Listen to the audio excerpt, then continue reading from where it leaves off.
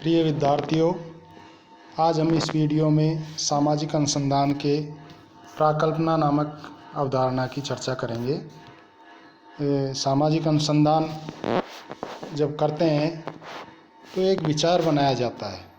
अनुसंधानकर्ता अनुसंधान से संबंधित विषय का चयन करते ही वह एक उसके बारे में विचार बनाता है, पूर्वानुमान लगाता है और वह पूर्वानुमान उसके अनुसंधान में काफ़ी उपयोगी साबित होता है। तो हम प्राकल्पना को इस रूप में कह सकते हैं कि किसी भी अनुसंधान की समस्या के चुनाव के बाद अनुसंधानकर्ता समस्या के बारे में कार्य कारण संबंधों का पूर्वानुमान लगा लेता है या पूर्व चिंतन कर लेता है। यह पूर्व चिंतन या पूर्वानुमान ही प्राकल्पना, परिकल्पना या उपकल्पना कहलाती है, क्योंकि ये कार्य कारण संबंधों के बारे में पहले से लगाया गया एक अनुमान होता है। इसको हम इस रूप में समझ सकते हैं कि माना कि हम भारत में बढ़ती हुई अपराध प्रवृत्ति नामक समस्या पर अध्ययन करना चाहते हैं। इस समस्या के बारे में पूर्व में एक अनुमान लगा लेते हैं कि निर्धनता ही बढ़ती हुई अपराध प्रवृत्ति के लिए प्रमुख कारण है। तो हम अनुसंधान के दौरान ये देखने का प्रयास करेंगे कि निर्धनता और अपराध के बीच क्या संबंध है, क्या हमारा पूर्वानुमान सही है या नहीं है। ये काम चलाओ जो अनुमान है, पूर्व चिंतन है, हमारे अध्ययन कार्य को आधार प्रदान करेगा, आगे बढ़ाएगा और हमारे वास्तविक अध्ययन के आधार पर हम इस परिकल्पना को जांचने का प्रयास करेंगे कि हमारी प्राकल्पना सही है या नहीं है। हमारा जो उद्देश्य है प्राकल्पना को सही साबित करना नहीं है, बल्कि वास्तविक तथ्यों के आधार पर एक वैज्ञानिक सत्य को ढूंढना होता है और वैज्ञानिक सत्य को ढूंढने के लिए प्राकल्पना का निर्माण किया जाता है, जो कि अध्ययन विषय से संबंधित तथ्यों को संकलित करने में, शोधकर्ता के मार्गदर्शन में और अनिश्चय से अंधकार में भटकने से रोकने में उपयोगी होती है। तो इस प्रकार से अनुसंधानकर्ता के लिए प्राकल्पना अपने आप में बहुत महत्वपूर्ण होती है, एक मार्गदर्शक का काम करती है, क्योंकि बहुत सारे क्षेत्र हैं और बहुत सारे क्षेत्रों में प्राकल्पनाएं भी भिन्न भिन्न प्रकार की बनाई जाती है। प्राकल्पना किन्हीं दो या दो से अधिक चरों के बीच पाए जाने वाले संबंधों का अनुभवात्मक रूप से परीक्षण करने योग्य कथन होता है, या इसे ये कहा जा सकता है कि प्राकल्पना एक तीक्ष्ण अनुमान है जिसका प्रतिपादन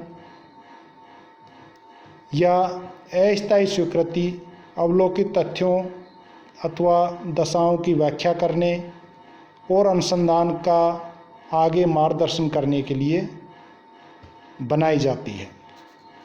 तो इस प्रकार से प्राकल्पना को समझने के लिए कुछ परिभाषाओं के माध्यम से और इसे भलीभांति समझने का प्रयास करेंगे।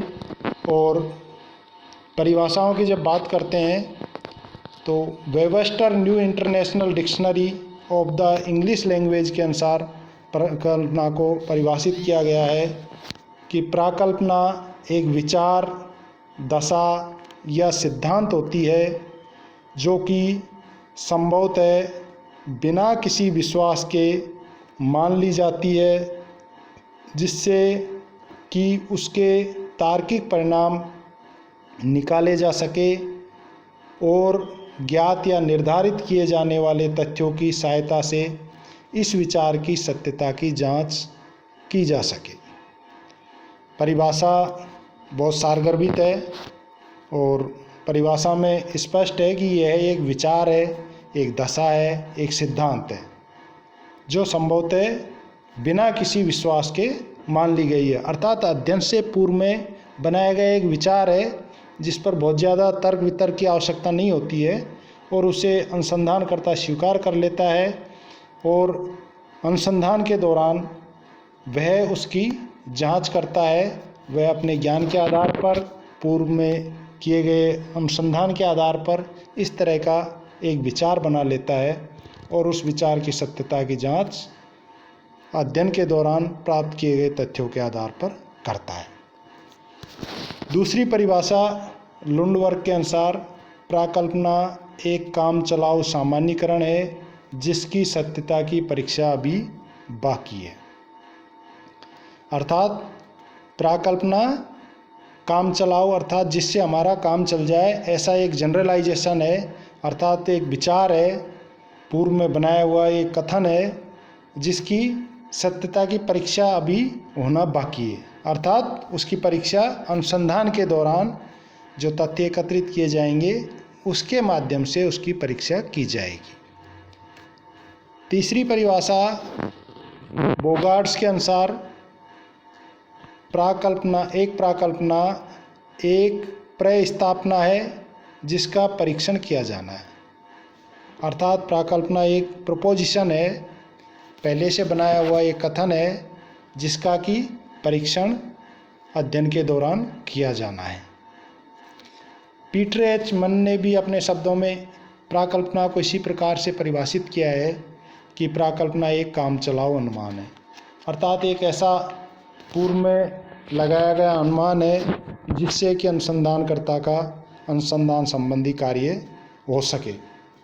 तो इन परिभाषाओं से बिल्कुल स्पष्ट है कि प्राकल्पना एक ऐसा पूर्व विचार है, निष्कर्ष है, कथन है, सामान्यीकरण है, अमूर्तीकरण है, अनुमान है या प्रस्थापना है जिसे अनुसंधानकर्ता अपनी शोध की समस्या हेतु निर्मित करता है।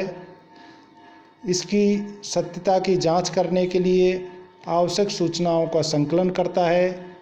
एक प्राकल्पना विभिन्न चरों के बीच संबंधों को स्थापित करती है। प्राकल्पना सामाजिक अनुसंधान और खोज को आधार प्रदान करती है, नवीन ज्ञान प्राप्ति की प्रेरणा प्रदान करती है। प्राकल्पना की तुलना हम ध्रुव तारे या कुतुबनुमा से कर सकते हैं जो अध्ययनकर्ता को मार्गदर्शन करती है और उसे सही दिशा बताती है। तो इस प्रकार से प्राकल्पना अनुसंधान के दौरान जैसे ही समस्या का चयन करते हैं और अनुसंधान के लिए फील्ड में जाते हैं उससे पहले समस्या के चयन के तुरंत बाद बनाया हुआ एक पूर्वानुमान पूर्व कथन है उस समस्या के बारे में, जिससे कि अनुसंधानकर्ता अनुसंधान के दौरान उस कथन का परीक्षण भी करता है।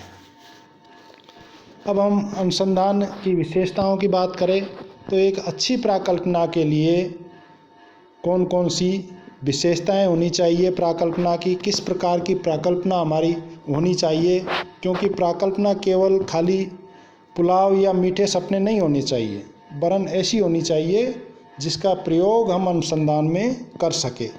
तो एक उत्तम और उपयोगी प्राकल्पना की कुछ विशेषताओं की हम यहाँ बात करें तो कुछ विशेषताएं हैं। उसमें पहली विशेषता होती है स्पष्टता, क्लैरिटी।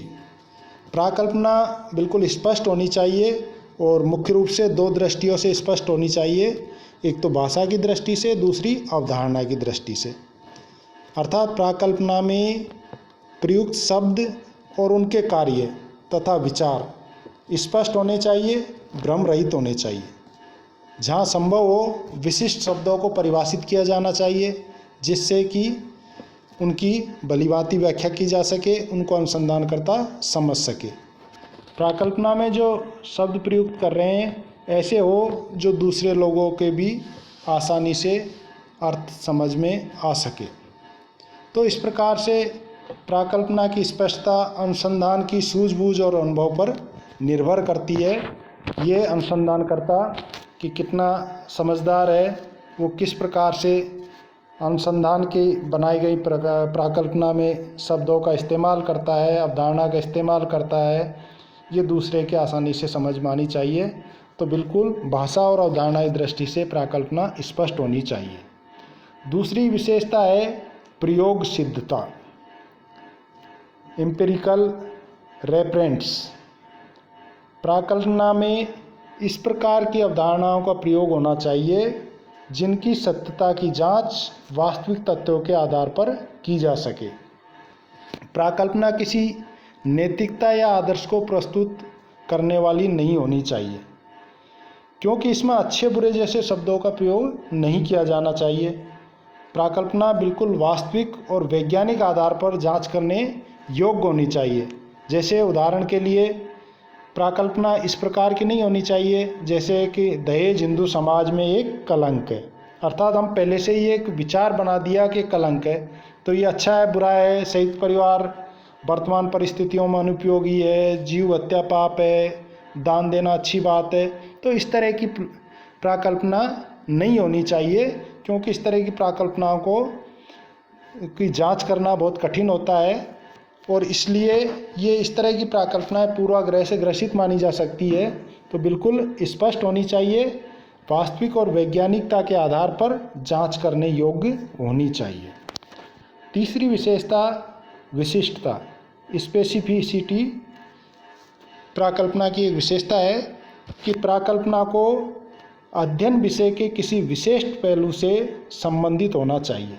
सामान्य शब्दों में व्यक्त की गई परिकल्पना का परीक्षण करना कठिन कार्य होता है, उसका क्षेत्र भी विस्तृत और अनिश्चित होता है। ऐसी प्राकल्पनाओं का तथ्य संकलन की दृष्टि से अनुपयोगी माना जाता है। अतः आवश्यक है कि उपयोगी अध्ययन के लिए हम विशिष्ट और छोटी छोटी प्राकल्पनाएं बनाएं जो हमें तथ्यों के संकलन में मददगार साबित हो सके। तो बिल्कुल विशिष्ट होनी चाहिए, जिस क्षेत्र और जिस समस्या का हम अध्ययन कर रहे हैं उसके संदर्भ में हमारी प्राकल्पना होनी चाहिए। चौथी विशेषता, प्राकल्पना उपलब्ध प्रविधियों से संबंधित, रिलेटेड टू अवेलेबल टेक्निक्स।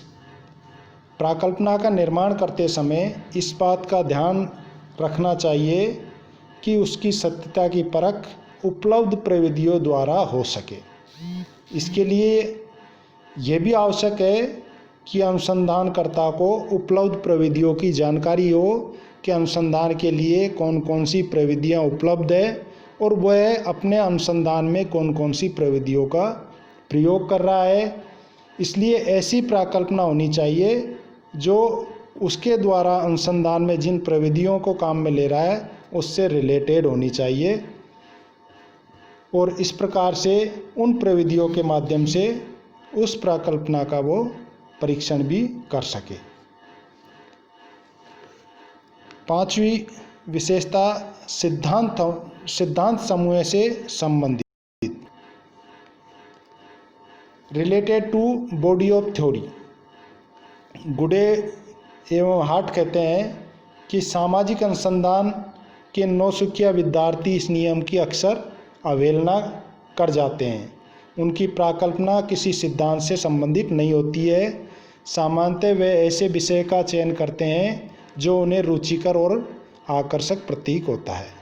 वे इस बात का ध्यान नहीं रखते कि उनका अनुसंधान कार्य पूर्व प्रचलित किसी सिद्धांत को गलत प्रमाणित करने अथवा उसकी पुष्टि करने या उसे संशोधित करने में सहायक होगा या नहीं होगा।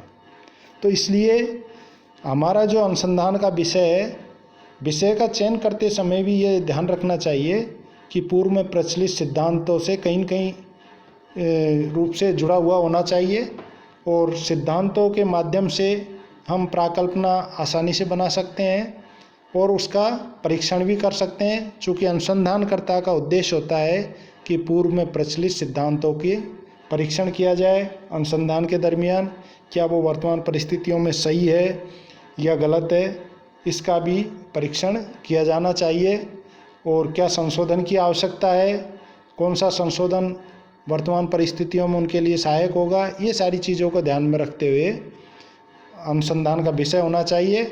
और अनुसंधान के विषय में जो प्राकल्पना बनाई गई है वो भी सिद्धांत समूह से संबंधित होनी चाहिए। अंतिम जो विशेषता है प्राकल्पना की वो है सरलता। एक उत्तम प्राकल्पना में सरलता का गुण भी होना चाहिए। इसका मतलब यह है कि उसमें अनावश्यक रूप से अधिक कारकों को स्थान नहीं दिया जाना चाहिए, क्योंकि हम जिस समस्या के बहुत सारे कारणों को एक साथ यदि प्राकल्पना में रख लेंगे तो उनका परीक्षण मुश्किल हो जाता है। इसलिए सीमित कारकों को उसमें स्थान दिया जाना चाहिए। ऐसी स्थिति में प्राकल्पना जटिल और परीक्षण के अयोग्य हो जाती है जब एक से अधिक कारकों को हम स्थान दे देते हैं।